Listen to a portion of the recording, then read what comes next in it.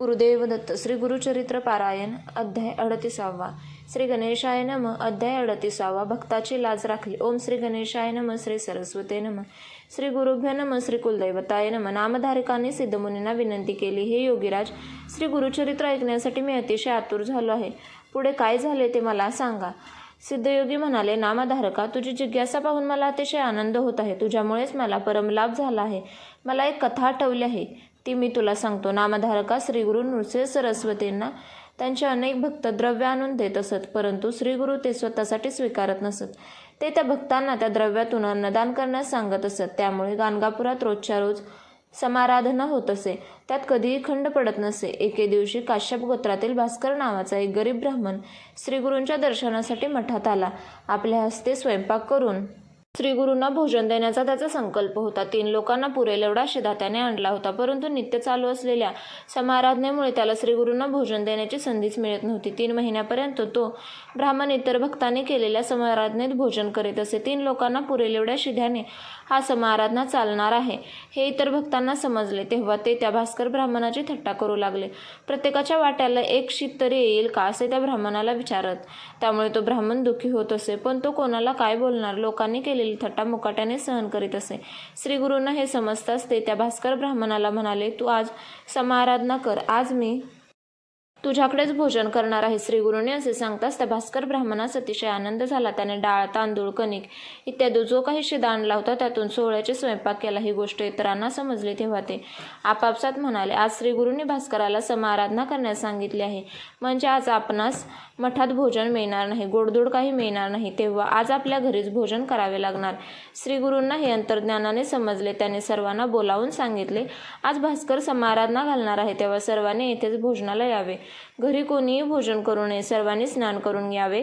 श्रीगुरूंनी असे सांगताच त्या ब्राह्मणाने विचार केला, मठात असलेल्या सामग्रीने श्रीगुरू भास्करांकडून स्वयंपाक करून घेणार असतील असा विचार करून सर्वजण स्नानासाठी नदीवर गेले. इकडे भास्कराने 3 लोकांना इतका स्वयंपाक केला. मग श्रीगुरू भास्कराला म्हणाले, तू सर्व ब्राह्मणांना बोलावणे पाठव. आज 4000 पत्रावळ्या मांडा. भास्करने विचार केला, मी तर स्वयंपाक केला आहे 3 माणसांचा, पुरेल एवढा, आणि श्रीगुरूंनी सर्वांना भोजनास सांगितले आहे. 4000 पत्रावळे मांडले आहेत, या सर्वांना अन्न कसे काय पुरणार.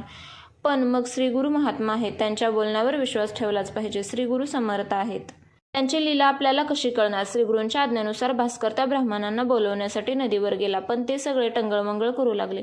श्रीगुरूंना हे समजताच त्यांनी दुसऱ्या शेषांना नदीवर पाठवले व सर्वांना भोजनास येण्यास सांगितले. मग सर्वजण भोजनासाठी आले. स्वयंपाक तयार होता. सर्वांनी श्रीगुरूंची पूजा केली. 4000 पत्रावळी मांडून झाल्या होत्या. मग श्रीगुरूंनी आपले वस्त्र त्या अन्नावर झाकले, त्यावर कमंडोलीतील तीर्थ शिंपडले. मग श्रीगुरू त्या भास्कर ब्राह्मणाला म्हणाले, अन्नावरील वस्त्र न काढता अन्न दुसऱ्या पात्रात काढून घ्यावे व वाढावे. श्रीगुरूंच्या सह सर्वजण भोजनास बसले. वाढणे सुरू झाले, पण आश्चर्य असं की अन्न कितीही वाढले तरी पहिले होते तेवढे शिल्लक. हजारो ब्राह्मण पोटभर जेवले, पण अन्न काही संपेना. मग गाणगापुरातील सर्व स्त्री, पुरुष, मुले यांना भोजनासाठी बोलवले. सगळे पोटभर जेवले. मग गाणगापुराच्या शेजारच्या गावातील लोकांना भोजनासाठी बोलवले, तेही पोटभर जेवले. त्या दिवशी गाणगापुरातील व परिसरातील एकही मनुष्य उपाशी राहिला नाही. मग श्रीगुरूंनी भास्कराला भोजन करण्यास सांगितले. भास्कर जेवला तरी सुरुवातीला तयार केलेले होते तेवढे अन्न शिल्लक. शेवटी ते अन्न जलचरांना अर्पण केले. त्या दिवशी भास्कराने केवळ 3 लोकांना पुरेल एवढा शिधा आणला होता. तेवढ्या शिध्याचा तयार अन्नात 4000 लोक जेवले. केवढा हा चमत्कार, ही सगळी श्रीगुरूंची कृपा. या प्रसंगाने श्रीगुरूंची कीर्ती सर्वत्र झाली. गाणगापुरातील हे संन्यासी साधे संन्यासी नाहीत, ते लक्षात त्रयमूर्ती दत्तात्रयांचे अवतार आहेत, यांची लोकांना खात्री पटली. सर्वांनी श्रीगुरूंचा जय जयकार केला. नंतरच्या काळात देशोदेशीच्या अनेक लोकांनी श्रीगुरूंचे शिष्यत्व पत्करले. आपल्या भक्तांच्या रक्षणासाठी श्रीगुरूंनी असे कितीही चमत्कार केले. एका प्रेताला सजीव केले, शुष्क काष्टास पालवी फुटली, त्रिविक्रम भारतीला विश्वरूप दाखवले, वांझ म्हैस दुभती केली, कुष्ठरोग झालेल्या ब्राह्मणाचा रोग नाहीसा केला, पतितामुखी वेद वदविले, एका विणकरी भक्ताला शैल्य पर्वत दाखवून त्याला काशीयात्रा घडवली. श्रीगुरूंच्या लीला अपार आहेत. अनेक देवदेवतांची आराधना केली असता उशिराने कामना पूर्ण होतात, परंतु श्रीगुरू नृसिंह सरस्वतींच्या केवळ दर्शनाने सर्व इच्छा तात्काळ पूर्ण होतात. म्हणून सरस्वती गंगाधर सांगतात, लोक हो, तुम्ही श्रीगुरूंची सेवा करा.